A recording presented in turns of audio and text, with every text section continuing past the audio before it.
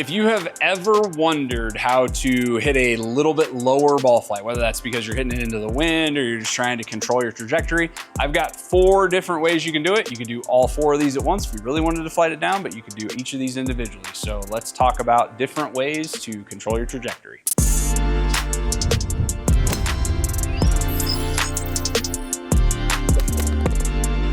So the first way that you can do this is what you'll see a lot of really good players talk about when they're trying to flight the ball down, is they're gonna have a slightly slower swing speed. The reason they're gonna do that is they're trying to control spin. The more backspin that I create generally happens when I swing faster. So as I create more speed, more backspin starts to be imparted on the golf ball. More backspin equals more lift. That means the ball is gonna go higher. So you'll see a lot of really good golfers who are trying to flight the ball down, potentially swinging slightly slower.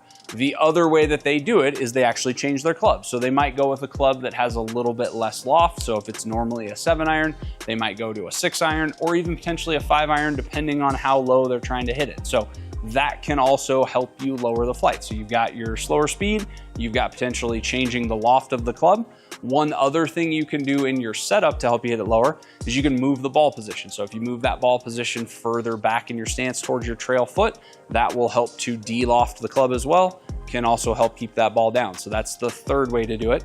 And then the fourth and final way would really be in how you swing. So what you'll again see a lot of really good players do when they're trying to control trajectory is they will make a shorter backswing and a shorter follow through. That kind of ties into the first point that I made about swinging a little bit slower. If I don't take the club back as far, it's gonna be hard for me to create the same amount of speed. So you can incorporate all of these. You can incorporate 1 or 2 of these. There's a ton of different ways to do this. You kind of need to play with this a little bit in your own game and figure out which ones you want to incorporate. But if I wanted to hit the absolute lowest shot possible, that's what I would do. So this is normally going to be, I'm hitting a shot here into the wind on the range. I would normally hit a 7-iron about 100 and call it 180 yards. I'm going to switch to a 5-iron. So I'm going to go with a stronger lofted club and make a shorter swing, move the ball back in my stance. Let's see if we can still hit that shot about 180 yards. So I've got my 5-iron here. You can see that there. Like I said, I'm going to make a shorter swing. I might even choke down on the grip a little bit just to remind myself that I'm not trying to hit this as hard as possible.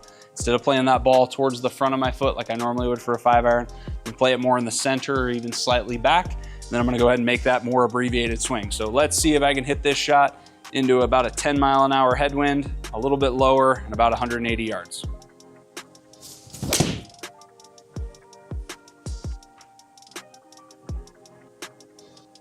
So a little shorter on the way back, carried about 185-ish. I was a little bit long, but still be really happy with that if I was hitting that out on the golf course.